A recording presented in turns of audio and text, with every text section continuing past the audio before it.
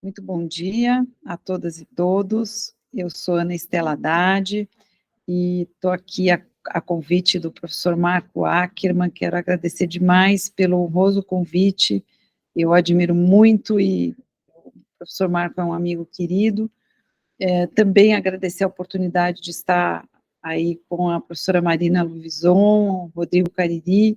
e me pedir desculpas por não estar pessoalmente. Eu gostaria muito, estava programada para estar pessoalmente, mas compromissos de agenda do Ministério da Saúde, onde eu estou agora, me impediram de estar presencialmente. Eu queria falar da grande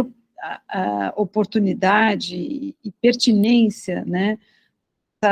dessa atividade proposta pelo professor Marco, né, e do quanto essa questão que ele coloca, que é a ponte entre os diálogos necessários, né, entre a universidade e as políticas públicas, faz tanto sentido para mim, né, e faz parte, para mim, muito da minha trajetória, como certamente da dele, da professora Marília e do próprio Rodrigo, né. Então, eu acho que quando a gente fala do SUS, né, em primeiro lugar, na saúde, a gente está falando de uma política pública que passa e que perpassa fortemente esse diálogo, né, entre a universidade e políticas públicas, e já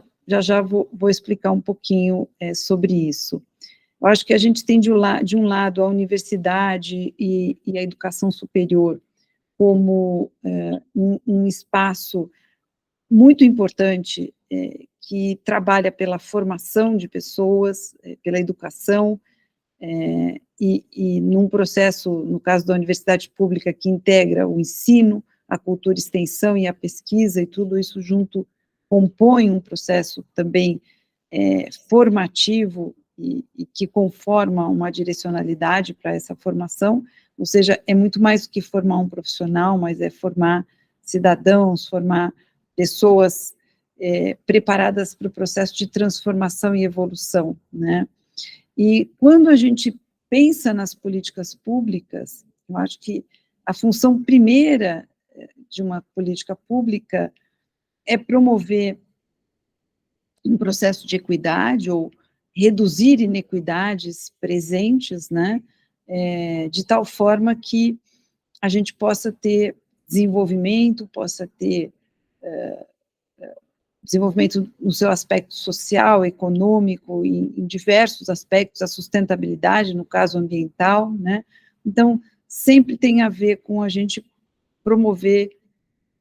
qualidade, equidade e melhorar, né, a vida em sociedade, né, a política pública, ela tem esse aspecto, como, de certa maneira, a educação superior, nesse sentido, caminham numa mesma direção, né, e o SUS é um exemplo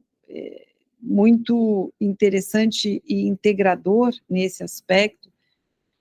Eu tenho tive essa oportunidade de trabalhar e atuar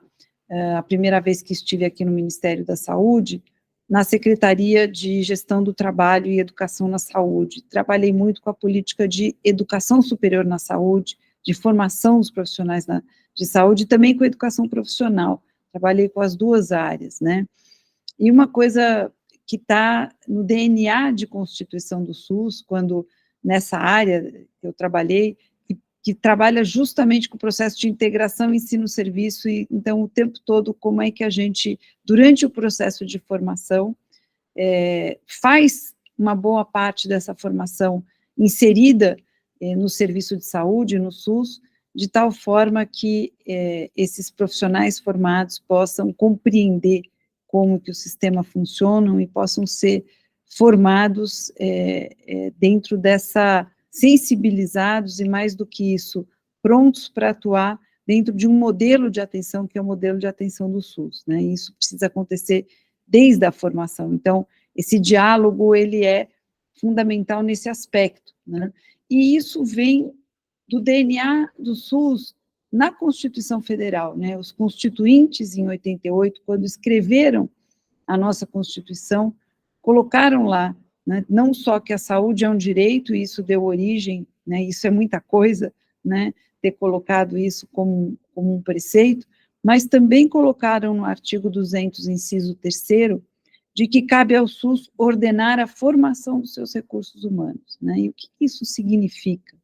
Significa mais do que um diálogo, né, uma ponte, uma integração entre o sistema educacional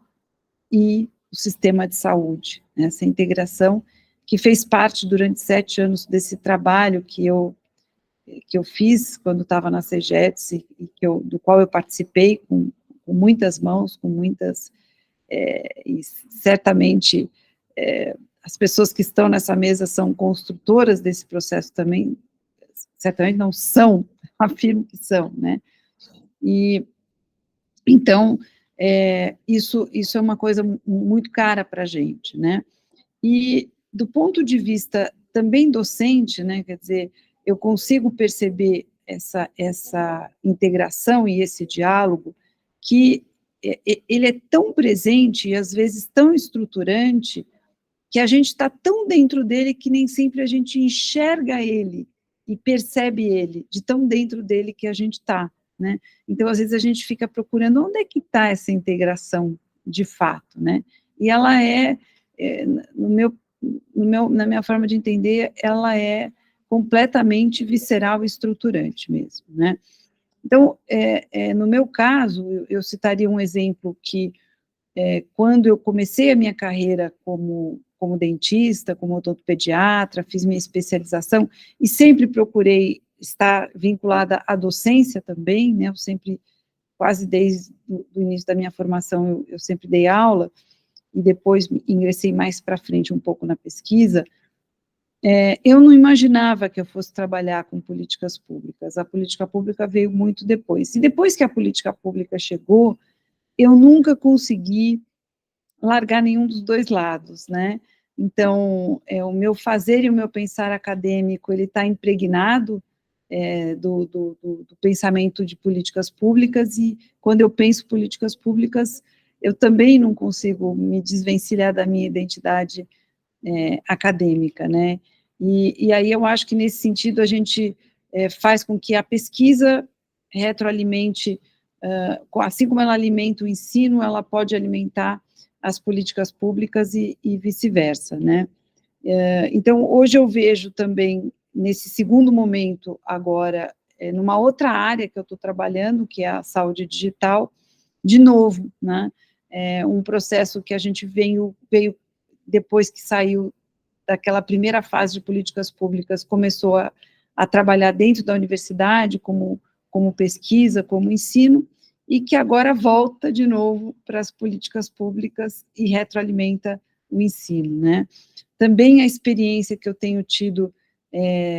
do curso de especialização, em que eu estou em saúde pública, coordenado pelo professor Marco Ackerman, também com a participação da professora Marília, do professor Paulo Capel e muitos outros docentes, percebo também o quanto a gente, ao estudar e trabalhar dentro da saúde pública, também